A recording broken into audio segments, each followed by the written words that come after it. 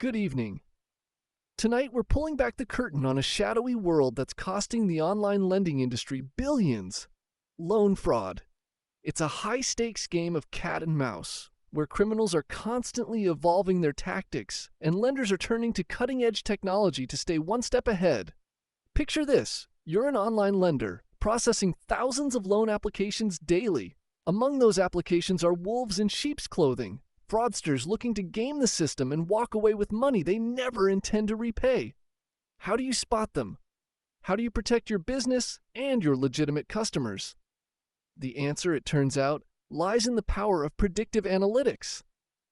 It's like finding a needle in a digital haystack, explains Sarah Chen, a cybersecurity expert specializing in financial fraud. But with the right tools, we can make that haystack a lot smaller.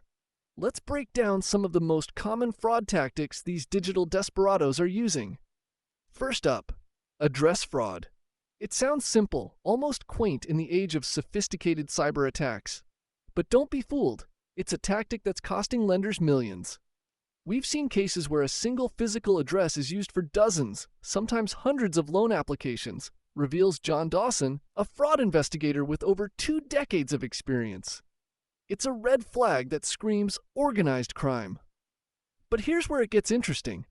Lenders are fighting back, using predictive analytics to spot these patterns before they become a full-blown crisis. We're not just looking at individual applications anymore, Dawson continues. We're analyzing patterns across our entire portfolio.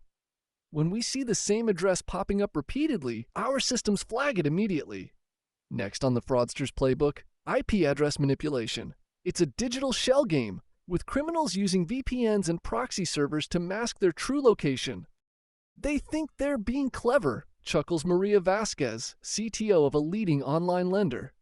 But they're leaving digital breadcrumbs. Our systems are tracking not just the IP addresses, but the patterns of how they're used. Use the same IP too many times, and you're going to set off some alarms.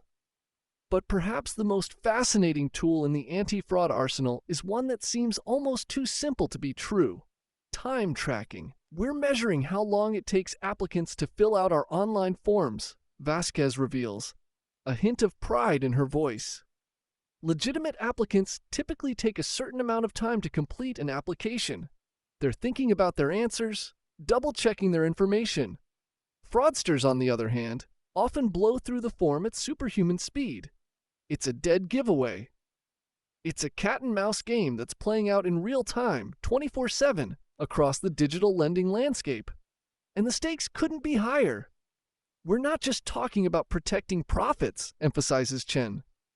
We're talking about protecting people.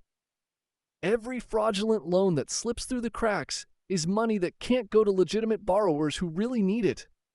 But as with any powerful tool, predictive analytics in fraud detection comes with its own set of challenges and ethical considerations. There's a fine line between being vigilant and being overzealous, warns Dr. Aisha Mahmood, an AI ethicist. We have to be careful that in our zeal to catch the bad guys, we don't end up punishing innocent people who might just happen to fit a certain profile. It's a concern that's echoed by consumer advocacy groups who worry that overly aggressive fraud detection algorithms could unfairly target certain communities or individuals. The last thing we want is to create a system where someone's zip code or IP address becomes a de facto credit score, says Marcus Lee, a consumer rights attorney. That's not fraud prevention, that's discrimination. As we wrap up tonight, I want you to consider this. In the digital age, our financial identities are increasingly tied to our online behaviors. Every click, every form we fill out, every digital transaction leaves a trace. And while that data can be a powerful tool in the fight against fraud, it also raises profound questions about privacy, fairness, and the very nature of trust in the digital age. So, the next time you apply for an online loan, remember, you're not just sharing your financial information. You're entering into a complex dance of trust and verification, where sophisticated algorithms are working behind the scenes to determine if you are who you say you are. In this new financial frontier, the question isn't just whether you can trust your lender. It's whether your lender's algorithms can trust you. I'm Alex Cooper. Thanks for joining us.